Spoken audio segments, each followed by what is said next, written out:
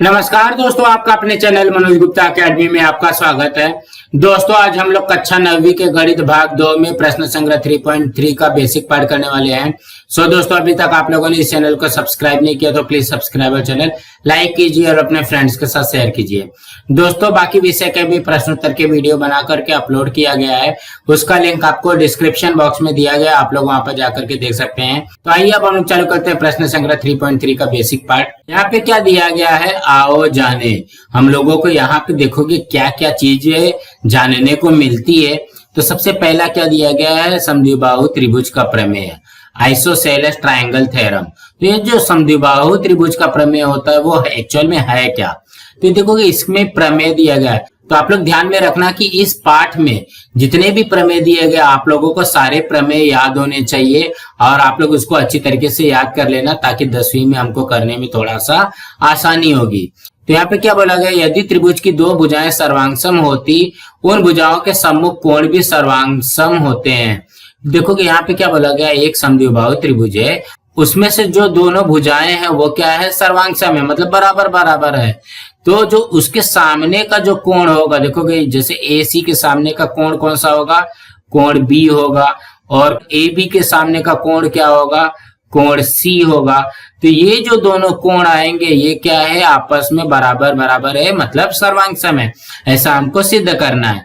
तो यहाँ पे देखोगे दत्त में क्या दिया गया, त्रिभुज ABC में AB सर्वांगसम भुजा AC, मतलब ABC में AB और AC सर्वांगसम है, ये हमको दिया गया।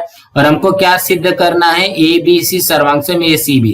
देखोगे ABC ये वाला कोण, ACB ये वाले कोण के सर्वांगसम है, ऐसा हमको सिद्ध करना है। तो हम यहाँ पे रचना में क्या करेंगे, त्रिभुज ABC में कोण BAC का समद्विभाजक खींचिए जो भुजा BC को बिंदु D पर प्रतिच्छेदित करता है। यहाँ पे देखोगे BAC मतलब ये वाले कोण को हमने यहाँ पे समद्विभाजक किया और ये बिंदु D पे कट कर रहा है।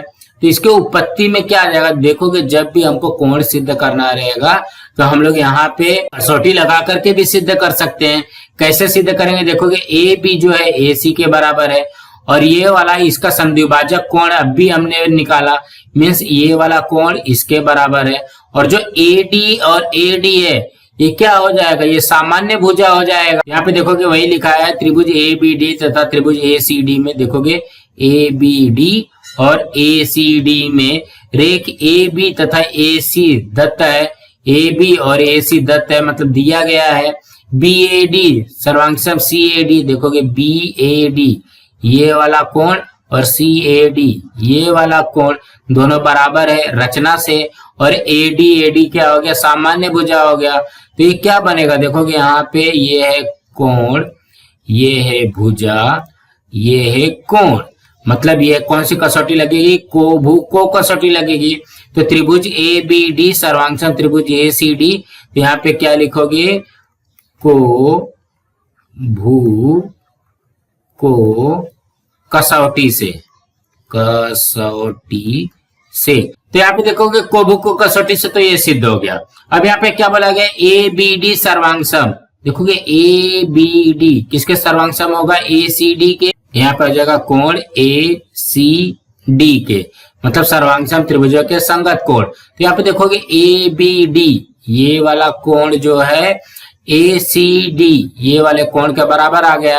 तो हम लोग इसको लिख सकते हैं ना ABC और यहाँ पे ACB, तो वही चीज यहाँ पे लिख दिया गया ABC सर्वांगसम ACB, यही तो है। देखोगे हमको यहाँ पे यही सिद्ध करना था। क्यों लिखा हमने ऐसा, क्योंकि BBC जो है एक ही लाइन में है, तो हम लोग इसको ACD लिखेंगे तो भी चलेगा, ACB लिखेंगे तो भी चलेगा, ABD लिखेंगे तो भी चलेगा और ABC लिखेंगे तो भी चलेगा। इसके उपप्रमेय में क्या दिया गया, त्रिभुज के तीनों भुजाएं सर्वांगसम हो तो उसके तीनों कोण भी सर्वांगसम होते हैं तथा प्रत्येक कोण का माप 60 अंश होता है। इस प्रमेय की उत्पत्ति लिखिए। इसको आप लोगों को अपने मन से करना है। यहाँ पे क्या बोला गया, त्रिभुज के तीनों भुजाएं सर्वांगसम होता है। तो यहाँ पे देखोगे सर्वांगसम कभी होता है तीनों भुजा, जब वो समबाहु त्रिभुज होगा। तो हम लोग यहाँ पे क्या करते हैं, एक समबाहु त्रिभुज बना लेते हैं। इसको कैसा लिखना है वो आप लोग लिख लेना, मैं यहाँ पे सिर्फ आपको बता देता हूँ। तो यहाँ पे देखोगे एक समबाहु त्रिभुज बना लिया, तो समबाहु त्रिभुज का मतलब क्या हो गया, ये वाली भुजा के बराबर है और ये वाली भुजा के बराबर है।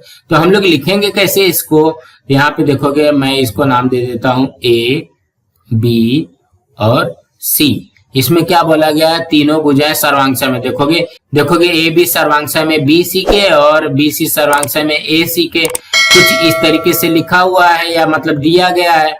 अब क्या बोला गया, हमको सिद्ध क्या करना है, इसके तीनों कोण भी सर्वांगसम होते हैं, मतलब तीनों कोण हमको सर्वांगसम बताना है। तो हम लोग क्या करेंगे, यहाँ पे देखोगे कोण सी से ए बी पर लंब खींच देते हैं। जब हम लोग यहाँ पे ए बी पर कुछ इस तरीके से लंब खींचेंगे तो हम लोग क्या लिख सकते हैं इसको। तो हम लोगों ने यहाँ पे सिद्ध किया ना समद्विबाहु त्रिभुज का प्रमेय से। देखोगे इस तरीके से बन गया, ये हमारा परपेंडिकुलर था, ये हमारा लंब था। तो हमने क्या सिद्ध किया कि बी और सी जो है बराबर होता है। तो समद्विबाहु त्रिभुज के प्रमेय से क्या हो जाएगा, कोण ए जो है कोण बी के बराबर है। तो हम लोग यहाँ पे ऐसा लिख सकते हैं कि कोण ए बराबर है कोण बी के। यहाँ पे इसका रीजन क्या आ जाएगा, समद्विबाहु त्रिभुज के प्रमेय से।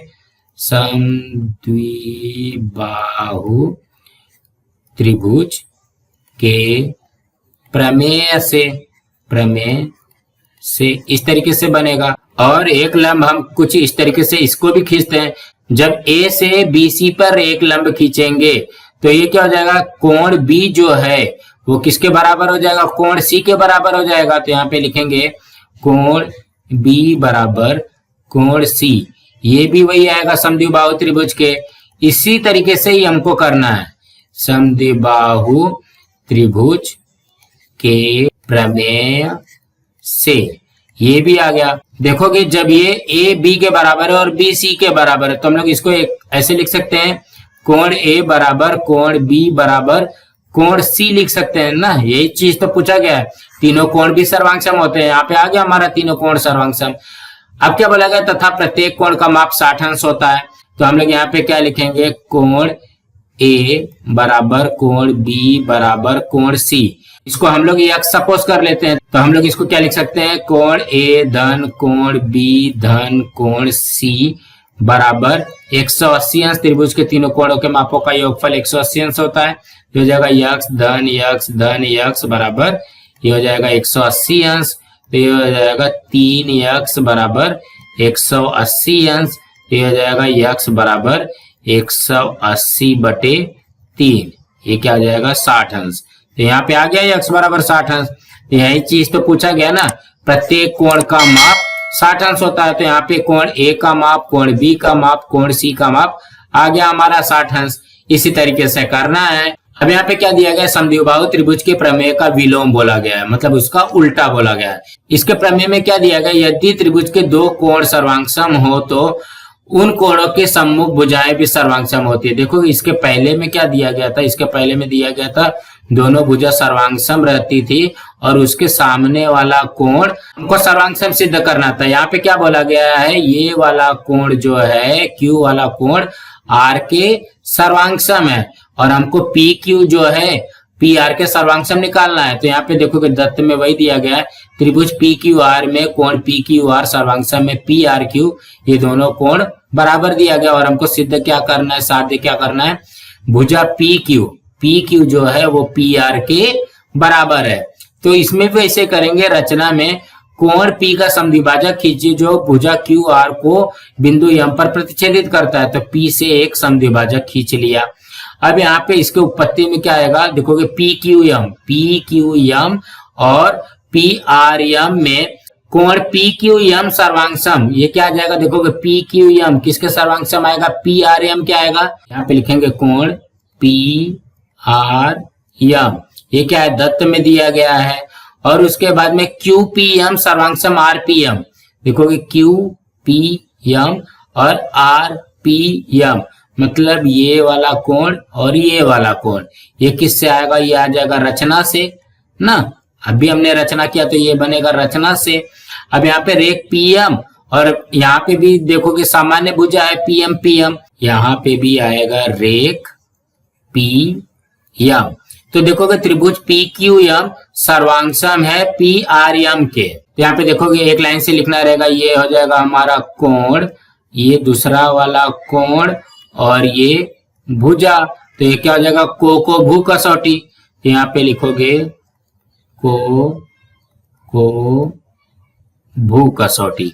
तो वही हो जाएगा, जब को भू कसौटी से हो जाएगा तो पी क्यू और पी आर, देखोगे पी क्यू रेख सर्वांगसम हो जाएगा पी आर के, तो ये हो जाएगा सर्वांगसम त्रिभुज की संगत भुजा। तो कहने का क्या मतलब है, यहाँ पे जब दो कोण दिया रहेगा तो उसके सामने वाली जो भुजा रहेगी वो एकदम बराबर रहेगा। तो इसके उपप्रमेय में क्या दिया गया, देखोगे त्रिभुज के तीनों कोण सर्वांगसम हो तो उसकी तीनों भुजाएं भी सर्वांगसम होती है। इस उपप्रमेय का उपपत्ति लिखे, जैसे इसके पहले हमने किया था वैसे करना है। तो यहाँ पे हम लोगों ने एक समबाहु त्रिभुज बना लिया है, ए बी और यहाँ पे सी। यहाँ पे देखोगे ये वाला कोण, ये वाला कोण और ये वाला कोण, ये तीनों के तीनों कोण क्या दिया गया, बराबर दिया गया है। यहाँ पे क्या बोला गया, त्रिभुज के तीनों कोण सर्वांगसम हो तो उसके तीनों भुजाएं सर्वांगसम हो। तो यहाँ पे इसको इस तरीके से भी लिख सकते हैं, पहले दत्त में लिखोगे त्रिभुज ए बी सी में क्या क्या दिया गया, कोण ए सर्वांगसम कोण बी सर्वांगसम कोण सी, ये तीनों के तीनों कोण सर्वांगसम दिया गया। तो हमको साध्य क्या करना रहेगा, हमको सिद्ध क्या करना है, हमको सिद्ध करना है रेख ए बी सर्वांगसम रेख बी सी सर्वांगसम रेख सी ए या ए सी, कुछ भी लिख सकते हो आप। तो इसके उपपत्ति में क्या लिखोगे, त्रिभुज ए बी सी में, अब यहाँ पे देखोगे कोण ए और कोण बी, यहाँ पे कोण ए सर्वांगसम कोण बी दिया गया, तो इसके सामने की भुजा क्या हो जाएगी, देखोगे कोण ए के सामने की भुजा क्या हो जाएगी बी सी, और कोण बी के सामने की भुजा क्या हो जाएगी सी ए। यहाँ पे सो दैट, इसलिए रेख बी सी सर्वांगसम रेख बी के सामने क्या है सी ए है, सी ए ये आ जाएगा समद्विबाहु त्रिभुज के प्रमेय के विलोम से ना, इसके विलोम से ही आएगा ना, विलोम से। तो यहाँ पे देखोगे ये तो ए और बी का आ गया, अगर मैं यहाँ पे ये लिखता हूं बी और सी जो है ये अगर बराबर है तो कोण बी सर्वांगसम कोण सी। अब बी के सामने क्या है, रेख सी ए सर्वांगसम रेख, सी के सामने क्या है रेख ए बी, ए बी, तो इसका भी कारण वही आएगा। यहाँ पे क्या लिखोगे, समद्विबाहु त्रिभुज के प्रमेय के विलोम से, ये भी आ जाएगा। तो यहाँ पे देखोगे जब दोनों आ गया तो बी सी सी ए के बराबर है, सी ए बी के बराबर है, तो हम लोग इसको लिख सकते हैं रेख ए बी सर्वांगसम रेख बी सी सर्वांगसम रेख सी ए, ये तीनों की तीनों भुजाएं सर्वांगसम आ गए। इसी तरीके से करना है। तो यहाँ पे देखोगे जो दोनों प्रमेय दिया गया है और दोनों उप प्रमेय दिया गया, यहाँ पे हमने देखोगे चार के चारों कर लिया है। अब यहाँ पे हमको ध्यान से देखना है, ये हमको समझना पड़ेगा अच्छी तरीके से। आओ जाने क्या बोला गया, 30 अंश 60 अंश और 90 अंश माप वाले त्रिभुज का गुणधर्म। यहाँ पे देखोगे एक पहले कृति करके हमको बताया गया है, समूह के प्रत्येक विद्यार्थियों को एक समकोण त्रिभुज की रचना करनी है जिसका एक कोण 30 अंश हो। प्रत्येक विद्यार्थी को 30 अंश के सामने की भुजा एवं कर्ण की लंबाई मापनी है। मतलब हमको क्या करना है, 30 अंश के सामने का भुजा नापना है। समूह के एक विद्यार्थी को सभी विद्यार्थियों द्वारा ज्ञात की गई जानकारी तालिका में लिखनी है। तो यहाँ पे सबसे पहले देखोगे जब ये 30 अंश का कोण यहाँ पे बच्चे लोग जब बनाएंगे तो ये जो है कर्ण की लंबाई हमको निकालना पड़ेगा और यहाँ पे इसके ठीक सामने वाली भुजा का निकालना पड़ेगा। कहने का क्या मतलब है, 30 अंश के सामने वाली जो भुजा रहेगी वो कर्ण का क्या हो जाएगा, आधा हो जाएगा। जैसे सपोज कर लो कि 30 अंश के कोण के सामने वाली भुजा अगर 4 है तो कर्ण की लंबाई अपने आप कितनी हो जाएगी, 8 हो जाएगी। अगर ये 3 है तो ये 6 हो जाएगा। अगर ये किसी का 2 आया है तो ये 4 हो जाएगा। अगर ये किसी का 1 आया है तो कर्ण अपने आप 2 का आएगा। यही चीज दिया गया है। उपर्युक्त तालिका के आधार पर 30 अंश, 60 अंश तथा 90 अंश माप वाले त्रिभुज का कोई गुणधर्म प्राप्त होता है क्या। अब यहाँ पे देखोगे यहाँ पे क्या गुणधर्म प्राप्त होता है, यह हम लोग अगले पेज पे देखेंगे। तो हम लोगों को सिर्फ ये याद रखना पड़ेगा कि 30 अंश के सामने वाली जो भुजा होगी वो क्या हो जाएगी, कर्ण का आधा होता है। अब यहाँ पे दूसरे कृति में क्या दिया गया, कंपास पेटी में एक गोनिया के कोणों के माप 30 अंश, 60 अंश और 90 अंश प्राप्त होते हैं। उनकी भुजाओं के संदर्भ में यह गुणधर्म प्राप्त होता है क्या, इसकी जांच करो। तो इस कृति से प्राप्त एक महत्वपूर्ण गुणधर्म अब हम सीखेंगे। तो आप लोगों के पास में भी जो गोनिया होगा 30 अंश, 60 अंश और 90 अंश का, एक गोनिया वो होगा आपके पास में, एक गोनिया कुछ इस तरीके से होगा, ये 45 अंश और 45 अंश का होगा। तो यहाँ पे हमको सबसे पहले 30 अंश और 60 अंश और 90 अंश वाले गोनिया के बारे में हम लोग यहाँ पे सीखने वाले हैं। अब यहाँ पे देखते हैं कि क्या दिया गया है। बड़ी ही इंटरेस्टिंग चीज है। यहाँ पे प्रमेय दिया गया और बोला क्या गया है, यदि किसी समकोण त्रिभुज के न्यून कोण 30 अंश तथा 60 अंश हो तो 30 अंश की सम्मुख भुजा लंबाई में कर्ण की आधी होती है। यहाँ पे कर्ण आएगा, ये क्या होता है, कर्ण का आधा। तो देखोगे अभी मैंने बताया था 30 अंश के सामने वाली जो भुजा होगी वो क्या हो जाएगा, कर्ण का आधा होगा। तो यहाँ पे देखोगे नीचे दी गई उपपत्ति में रिक्त स्थानों की पूर्ति कीजिए। यहाँ पे उपपत्ति दिया गया है और हमको इसके आधार पे हमको समझना है। तो यहाँ पे देखोगे दत्त में क्या दिया गया है, समकोण त्रिभुज ABC में देखोगे ABC में कोण B 90 अंश, कोण C 30 अंश और कोण A 60 अंश है। तो जैसे अभी मैंने बताया कि 30 अंश के सामने वाली भुजा कर्ण का आधा होता है, लेकिन इसको सिद्ध कैसे हम लोग करेंगे वो हम लोग को यहाँ पे बताया गया है। तो हमको साध्य क्या करना है, देखोगे AB का जो मान रहेगा वो AC का आधा है, AB बराबर आधा AC हो जाएगा। तो यहाँ पे देखोगे रचना में क्या बोला गया है, AB रेखाखंड को D तक बढ़ाएं, बिंदु D इस प्रकार ले कि AB बराबर BD तथा रेख DC खींचे। यहाँ पे देखोगे B को इस तरीके से D तक बढ़ाएंगे तो हमको क्या बोला गया है, AB जो है वो BD के बराबर है और यहाँ से एक लाइन और ऐसा खींचना है, DC खींचना है। अब उपपत्ति में क्या दिया गया, त्रिभुज ABC तथा DBC में देखोगे ABC तथा DBC में रेख AB सर्वांगसम रेख DB। यहाँ पे देखोगे AB सर्वांगसम DB, ये किससे आ जाएगा, ये आ जाएगा हमारा रचना से। तो यहाँ पे लिखते हैं रचना से।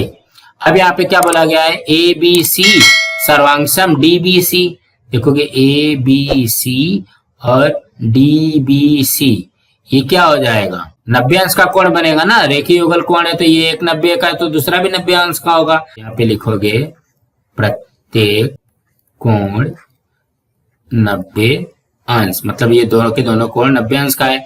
और BC रेख BC, ये देखोगे BC ये क्या आ जाएगा, सामान्य आ जाएगा। यहाँ पे लिखोगे सामान्य भुजा। जब ये सामान्य भुजा आ जाएगी, देखोगे तीनों आ गया तो कौन सी कसौटी से सिद्ध होगा, देखोगे यहाँ पे ये क्या है, भुजा है, कोण है और ये वाली भी भुजा है। तो क्या हो जाएगा, भुजा कोण भुजा, भू को भू। यहाँ पे लिखोगे भू को भू कसौटी से, भू को भू कसौटी से, ये तो सिद्ध हो गया। तो हम लोग क्या लिख सकते हैं, BAC सर्वांगसम BDC, देखोगे BAC ये वाला कोण ये BDC ये वाले कोण के बराबर आ जाएगा। तो यहाँ पे BAC सर्वांगसम BDC सर्वांगसम त्रिभुजों की संगत कोण।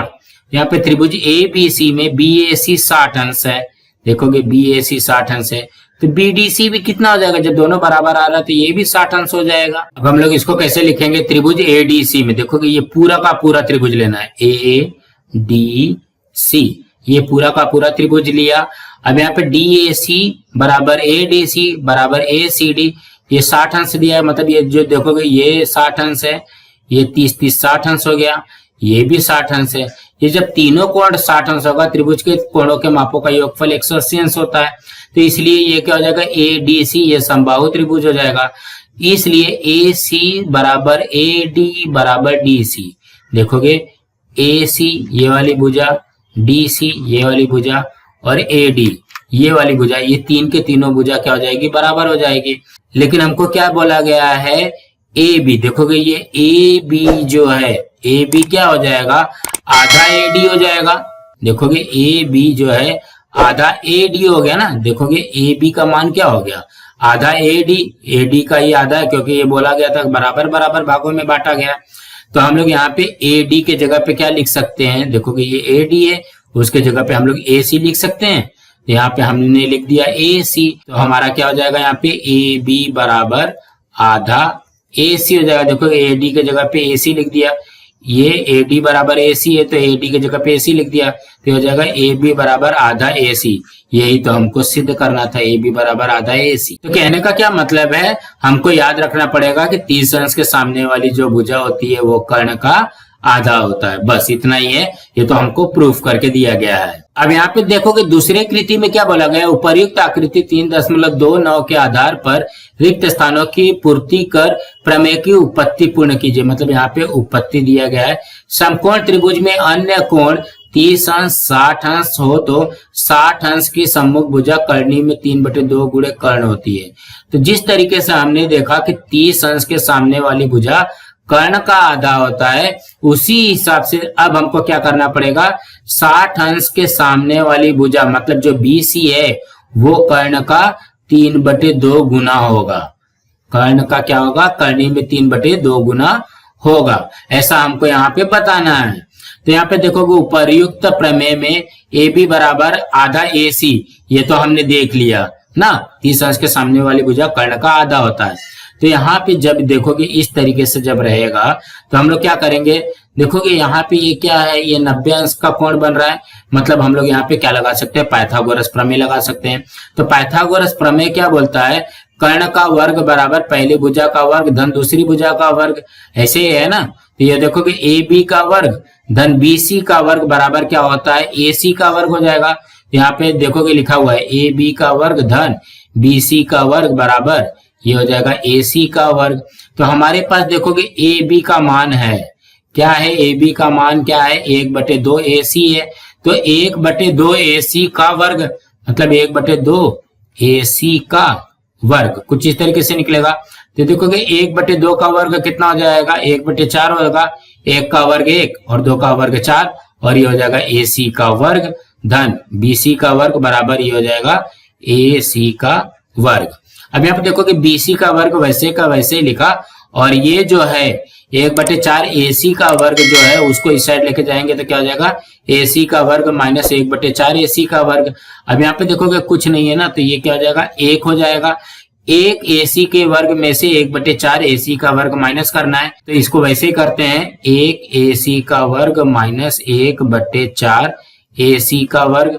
तो देखोगे ए सी का वर्ग वैसे लिख लिया और इसको ब्रैकेट में सॉल्व करते हैं, 1 माइनस 1/4। तो ये क्या हो जाएगा, देखोगे 4 एकम 4, 4 में से 1 गया, 3/4 ए सी का वर्ग इस तरीके से आएगा। यहाँ पे लिखेंगे 3/4 ए सी का वर्ग।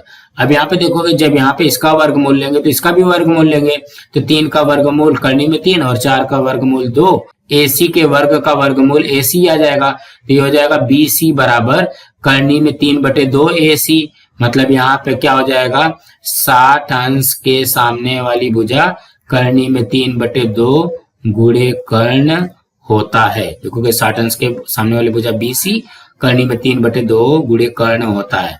तो हम लोगों को याद रखना पड़ेगा कि 30 अंश के सामने वाली भुजा कर्ण का आधा होता है और 60 अंश के सामने वाली भुजा कर्ण का करनी में 3/2 होता है। ये तो हमने देखोगे 30 अंश और 60 अंश का निकाल लिया, तो फिर 45 अंश का सामने वाली भुजा क्या हो जाएगी, तो वही चीज यहाँ पे भी दिया गया कृति में, यदि समकोण त्रिभुज के कोण 45 अंश और 90 अंश हो तो समकोण बनाने वाली प्रत्येक भुजा की लंबाई 1/करनी में 2 गुणे कर्ण होती है। तो कहने का क्या मतलब है, 45 अंश के ठीक सामने वाली जो भुजा होगी वो कर्ण का क्या होगा, 1/करनी में 2 गुणे कर्ण होगा। तो यहाँ पे देखोगे ये तो 45 अंश के ठीक सामने वाली भुजा ये हो गई, तो ये भी तो 45 अंश के ठीक सामने वाली भुजा है, ये भी इतना ही होगा।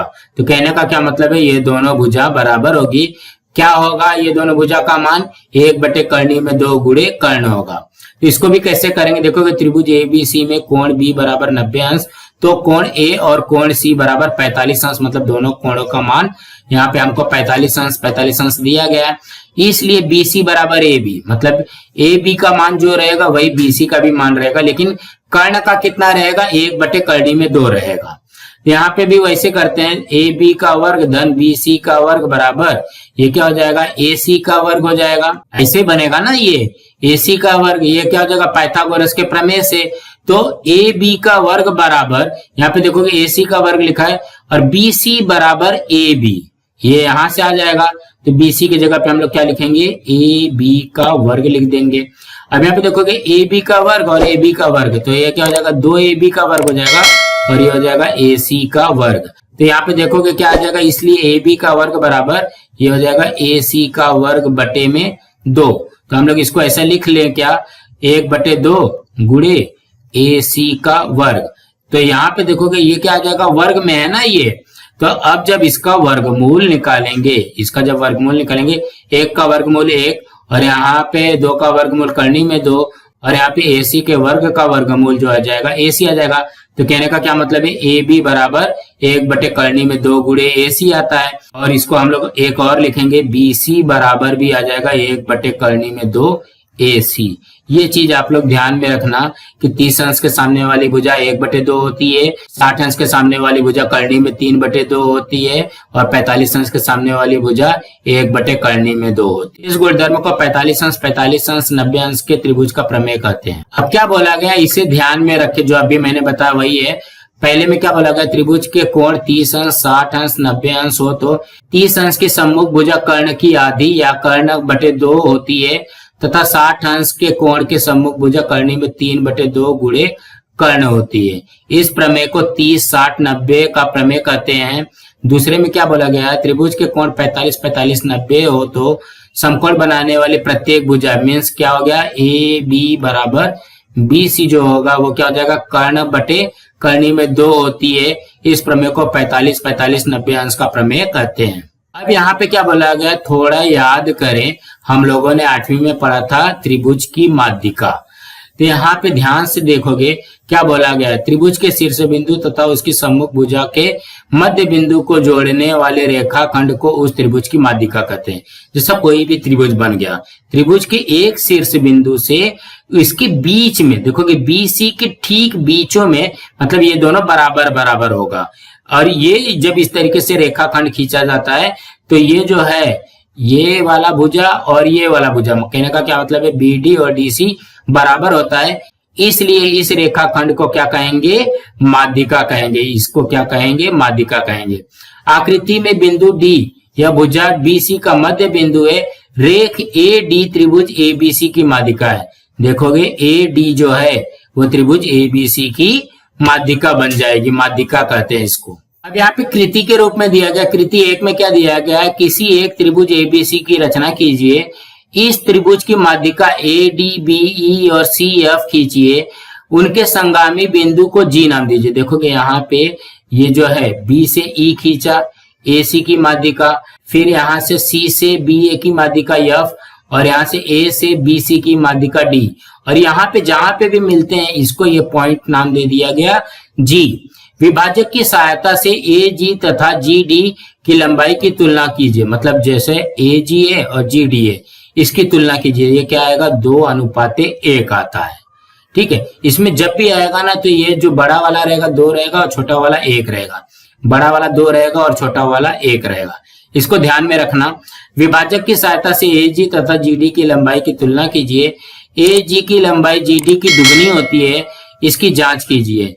इसी प्रकार BG की लंबाई GE की दुगनी होगी। देखोगे BG की लंबाई क्या होगी, GE की डबल होगी, मतलब दुगना होगा।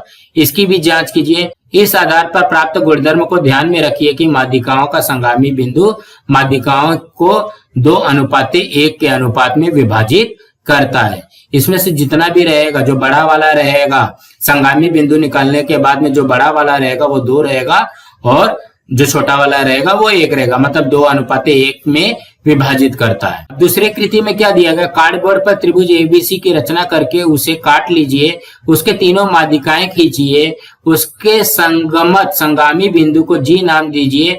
समतल आधार वाली एक पेंसिल लीजिए, समतल भाग को ऊपर करके उसे पकड़े, त्रिभुज का जी पेंसिल के समतल भाग पर क्षैतिज दिशा में रखकर उसका संतुलन देखिए और उसकी जांच कीजिए। तो यहाँ पे देखोगे इस तरीके से जब यहाँ पे ये पॉइंट बनेगा ना हमारा जी, तो ये जी को इस तरीके से रखेंगे तो ही ये बैलेंस खड़ा होगा, नहीं तो ये बैलेंस खड़ा नहीं होगा, कहीं ना कहीं से गिर जाएगा। अब यहाँ पे क्या बोला गया है, आओ जाने समकोण त्रिभुज में कर्ण पर खींची गई माध्यिका का गुणधर्म। तो यहाँ पे देखोगे एक समकोण त्रिभुज है और उसके ऊपर माध्यिका खींची गई है। तो कहने का क्या मतलब है, ए बी सी ये जो है समकोण त्रिभुज है और जो बी डी है ये क्या है, माध्यिका है, इसका गुणधर्म हमको पता करना है। तो यहाँ पे देखोगे कृति में क्या बोला गया है, माना आकृति 3.35 में त्रिभुज ए बी सी समकोण त्रिभुज है और रेख बी डी माध्यिका है ना। ए बी सी ये समकोण त्रिभुज है और बी डी उसकी माध्यिका है। तो निम्नलिखित रेखा खंडों की लंबाई नापिए। इसको हमको लंबाई में मापना है, मतलब हमको स्केल ले लेना है, पट्टी लेना है, उससे मापना है। Length of AD, length of AD कितना है, अगर आप लोग पट्टी से मापोगे तो ये 1.8 सेंटीमीटर आएगा। अब यहाँ पे लेंथ ऑफ डीसी देखोगे, डीसी कौन सा है, ये वाला है, तो ये हो जाएगा 1.8 सेंटीमीटर। अब यहाँ पे बीडी मापोगे, जब बीडी को भी मापोगे ना तो ये भी आएगा 1.8 सेंटीमीटर। तो कहने का क्या मतलब है, ये भी 1.8, ये भी 1.8, ये भी 1.8। तो इस तरह बीडी बराबर आधा एसी हो जाता है। तो बीडी का मान क्या हो जाएगा, ये एसी का आधा हो जाता है। तो एसी का मान हमारे पास कितना हो जाएगा, एसी का मान हो जाएगा 1.8 धन 1.8, तो ये कितना हो जाएगा 3.6। तो 3.6 का आधा कितना होगा, 1.8 ही होगा। इसी तरीके से इसकी जांच कीजिए, इस गुणधर्म को सिद्ध भी कीजिए। मतलब अभी हमको ये गुणधर्म को सिद्ध करना है कि ये आता है तो कैसे आता है। यहाँ पे भी देखोगे, यहाँ पे क्या दिया गया प्रमेय में, समकोण त्रिभुज में कर्ण पर खींची गई माध्यिका कर्ण की आधी होती है। देखोगे ये जो कर्ण पर खींची गई माध्यिका है, मतलब बीडी जो है वो एसी का आधा होता है। तो यहाँ पे देखोगे दत्त में क्या दिया गया, समकोण त्रिभुज एबीसी की माध्यिका रेख बीडी है। ए बी सी की माध्यिका जो है वो क्या है, रेख बीडी है। तो हमको सिद्ध क्या करना है, बीडी की लंबाई जो है वो क्या है, आधा कर्ण है, मतलब आधा एसी है। तो यहाँ पे रचना में क्या आएगा, किरण बीडी पर बिंदु ई इस प्रकार ले कि बीडीई एक ही लाइन पे हो, देखोगे बीडीई एक ही लाइन पे हो, एक रेखी हो, और बीडी की लंबाई जो होगी वो डीई के बराबर होगी। तो बीडी की लंबाई जो होगी वो डीई के बराबर हमको दिया गया है। और रेख ईसी का माप ज्ञात कीजिए। ईसी कहाँ पे है, ये वाला भुजा, इसका मान हमको ज्ञात करना है, इसका माप निकालना है हमको। ठीक है, तो उपपत्ति में क्या लिखोगे, उपपत्ति में मुख्य सोपान दर्शाए गए हैं, बीच के सोपान कथन तथा कारण इस रूप में लिखकर उपपत्ति पूर्ण कीजिए। मतलब हमको यहाँ पे डायरेक्टली बता दिया गया कि भू को भू कसौटी है, लेकिन ये आया कैसे भू को भू कसौटी, कौन सा दो त्रिभुज लिया गया यहाँ पे देखोगे कौन सा दो त्रिभुज लिया गया, ये आप लोगों को खुद से करना है। एडीबी, एडीबी एक ये वाला त्रिभुज लिया है, देखोगे एडीबी, और क्या दिया गया, सीडीई, सीडीई। तो कहने का क्या मतलब है, कौन सा लिया है, एडीबी एक ये त्रिभुज लिया है और सीडीई दूसरा ये त्रिभुज लिया है। अब अगर ये दोनों जो है, ये दोनों त्रिभुज में देखेंगे तो क्या होगा, देखोगे एडी जो है डीसी के बराबर दिया गया है, ये तो भाई दत्त है क्योंकि ये माध्यिका है, और जो बीडी है वो डीई के बराबर है, ये क्या हो जाएगा, रचना से हो जाएगा, और ये जो कोण है वो कोण इसके बराबर आ जाएगा, तभी तो आएगा ना। देखोगे ये भुजा, ये कोण और ये भुजा, भू को भू कसौटी से ये सिद्ध हो गया। तो यहाँ पे देखोगे क्या हो जाएगा, रेखा ए बी समांतर है ईसी के, देखोगे ए बी समांतर है ईसी के, और यहाँ पे क्या बोला गया है, देखोगे त्रिभुज ए बी सी ये वाला जो त्रिभुज है ये वाला, और ई सी बी ये वाला त्रिभुज, ये भी भू को भू कसौटी से सिद्ध हो जाएगा। तो हम लोग क्या लिख सकते हैं, बी डी बराबर आधा ए सी। देखोगे जो बी डी है, ठीक है, ये जो बी डी है वो क्या है, डी का आधा है, लेकिन ये वाला जो है इसके बराबर आ गया है, तो ये क्या हो जाएगा, बी डी बराबर आधा ए सी हम लोग लिख सकते हैं। तो इसे ध्यान में रखें, किसी भी समकोण त्रिभुज में कर्ण पर खींची गई माध्यिका लंबाई में कर्ण का आधा होता है। तो समकोण त्रिभुज में कर्ण पर खींची गई माध्यिका क्या हो जाएगी, कर्ण का आधा होगा। सो दोस्तों आज हमारा यहाँ पे बेसिक पार्ट खत्म हुआ। दोस्तों 3.3 हम लोग अगली वीडियो में करने वाले हैं। दोस्तों आप लोगों को ये वीडियो कैसा लगा आप लोग कमेंट बॉक्स में जरूर लिख करके बताइए, और इस वीडियो को ज्यादा से ज्यादा लाइक कीजिए, अपने फ्रेंड्स के साथ शेयर कीजिए ताकि उनको भी प्रश्न संग्रह 3.3 का बेसिक पार्ट मिल सके, और इस चैनल को सब्सक्राइब कीजिए। नमस्कार दोस्तों।